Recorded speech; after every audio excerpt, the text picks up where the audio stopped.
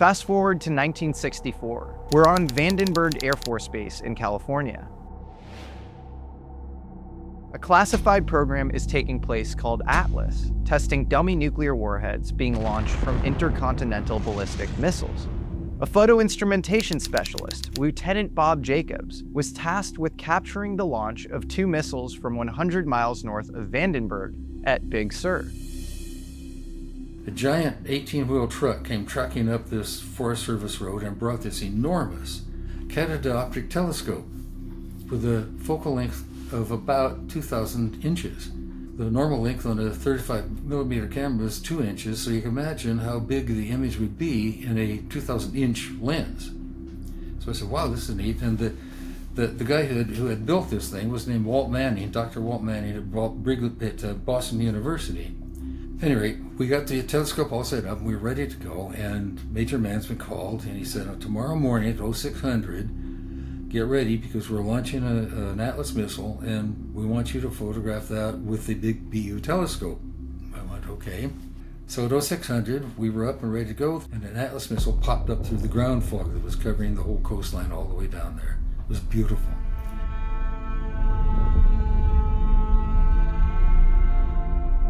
We took the film back to Vandenberg where it was processed, and a day later, I got a call from Major Mansman. He said, come up to my office.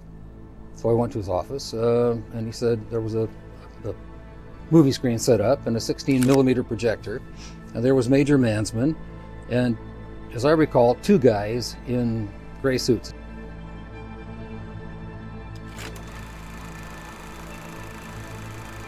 On the screen was the film we had shot. We could see clearly on film the nose cones separate, and then we saw the dummy warhead, and suddenly into that frame an object flew in chasing the warhead and so on at the same speed. It's going between 6,000 and 8,000 miles an hour at that point. And it fired a beam of light at the dummy warhead.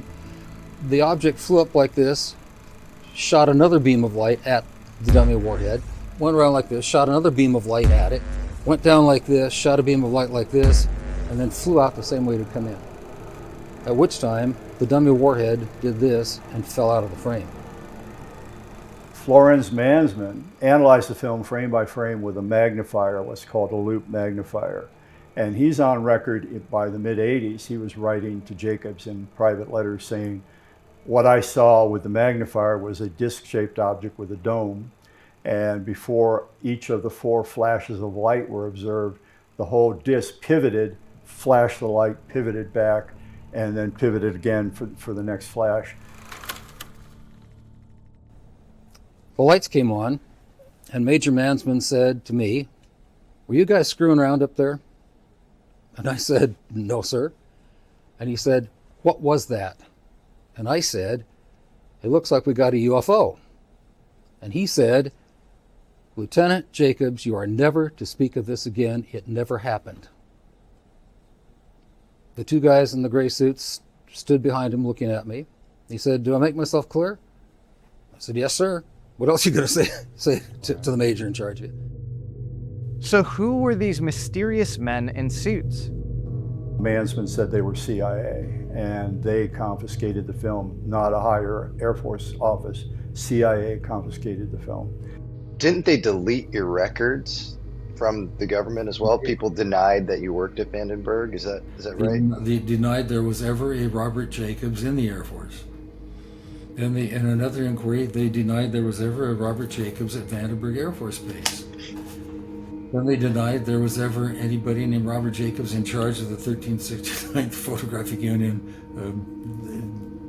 division that I ran. And you managed over 100 people, so it's pretty easy for you to corroborate.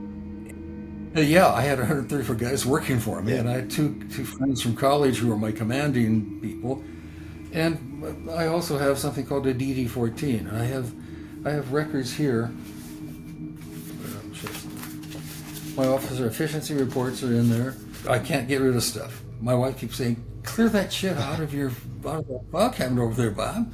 I go, no, I might use it. And sure enough, it's turned out to be valuable in defending myself against the infamy of the CIA. But we didn't have a launch on that date. there was no Atlas launch that day. Well, goddamn well there was, because Robert found the files from Vandenberg listing that particular launch in detail. So they also scrubbed the launch itself from the records. Correct. Never happened. Wow. It never. And your mailbox was blown up as well, right? My wife and I had been out to a movie. We came back from a movie about 10 o'clock at night, and there was a message on my answering machine. And it said, fireworks in your mailbox at night. Oh, what a beautiful sight. You're going down, motherfucker. And my mailbox blew up. I live on a farm. I had a rural mailbox, and so there was an explosion. My mailbox blew up. I took that quite seriously. I bought ammunition for my gun. Well, we now basically know that in 1952, the CIA's Office of Scientific Intelligence took the real UFO investigations underground. They did this while performing a psychological operation on the American population in the form of Air Force's Project Blue Book, which was explicitly meant to downplay and explain away UFOs. Project Blue Book was the best I could do at the time because I felt they had a real project going on that was secret. Okay. Is that true? And the Air Force did. Oh, I didn't know that. So really, it was the CIA and the Atomic Energy Commission responsible for the real, deeper research on UFOs. The FBI and the Air Force's Project Blue Book were kept in the dark. This clip from the great James Fox movie Out of the Blue is perhaps telling. Edgar Hoover wrote several letters stating that the investigation of unidentified flying objects is not and never has been within the jurisdiction of the FBI. Here's just another example of joint CIA atomic energy research going on around UFOs at the time. At the end of the Cuban Missile Crisis, on the 25th of October in 1962, a nuclear test called Bluegill Triple Prime was executed. It involved a sub-megaton X-1 nuclear warhead launched minutes before midnight at Johnston Atoll in the South Pacific. According to many on the ship witnessing the test, a bright, fiery object tumbled out from the plume of the blast. There is apparently video evidence of this. In fact, an Australian intelligence officer who's dealt with sensitive nuclear assets named Jeff Cruikshank says that this video was later sanitized and censored to cover up the UFO. He says that a white triangle was later superimposed on the video where the object tumbles out of the plume. Only a few milliseconds after the detonation, the fireball is approximately a kilometre wide. A bright, fiery object tumbles out from within the nuclear fireball. And it's plain as day. You can slow it down and see this very bright object. It must be at least 50 to 100 metres long, tumble out from within the nuclear fireball. You believe that that is some kind of craft? Just like the one that was following the Atlas 8F test, but this time it was a real warhead. Cruikshank also maintains that the recovery effort was documented in the original ship's deck logs, and that a spherical debris with some very interesting properties was found. These tests were overseen by the Albuquerque Operations Office, whose Atomic Energy Commission director was none other than Lawrence Guys, who happens to be Jeff Bezos' maternal grandfather. Is it everything you thought it would be? But Jeff Cruikshank is just one source, and he's in Australia. Harold Malmgren, a direct advisor to 4 American presidents, including JFK, is a man whose credentials are beyond reproach. And just look at what he tweeted.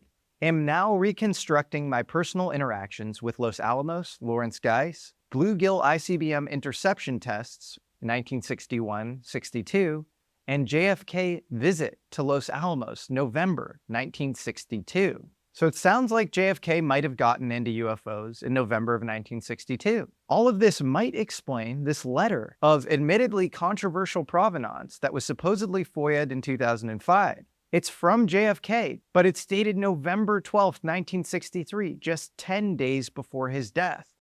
In the letter, the president is asking the CIA director, John McCone, for all data on unknowns so the Americans could coordinate better with the Soviets on détente, and so the Soviets wouldn't mistake UFOs for acts of American aggression. All of this would also explain some very interesting recent statements made by Trump's FBI appointee, Kash Patel, about the JFK file. You're talking to a guy that's read the entire JFK file. The things that we can't release have nothing to do with the questions you guys are asking. The answers you guys want pretty much have them.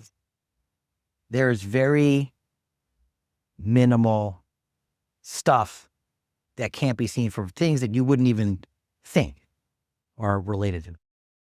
I want to be clear. We don't have enough clarity on the origins of this letter to know that it's conclusively real. It was supposedly FOIA'd by a guy in 2005, so I don't know if it's real, but it fully comports with Malmgren's story that JFK visited Los Alamos in '62.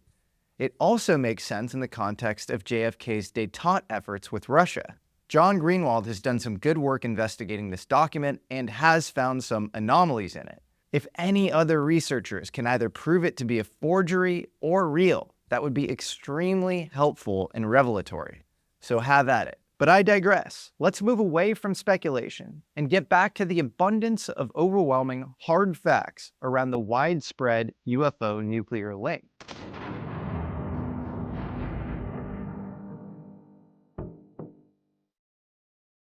Do you have conviction that the video that you watched was not altered in any way? And what is the source of that conviction, if you do? Do you know Luis Elizondo? I do. Yeah. He verified. When he was in charge of ATIP, he saw my film, my account. It's been transferred to DVD at that point, but he saw it and he said that's exactly what I saw.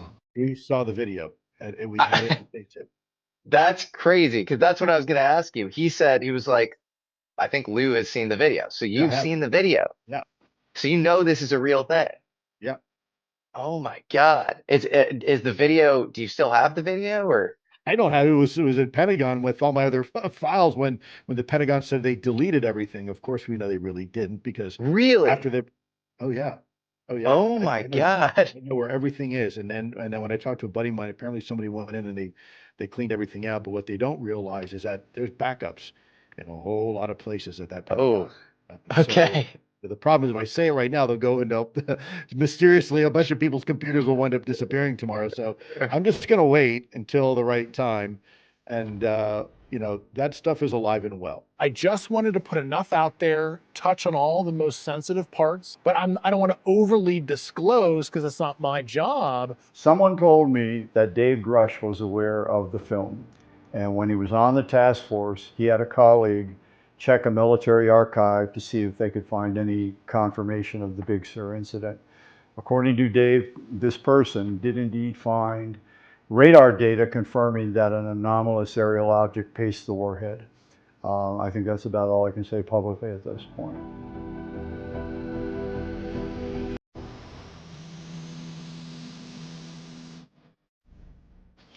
There is evidence that someone, or more accurately something, has tampered with our nuclear capability. Bob Jacobs' incident at Big Sur was just one example of a UFO directly interfering with military technology.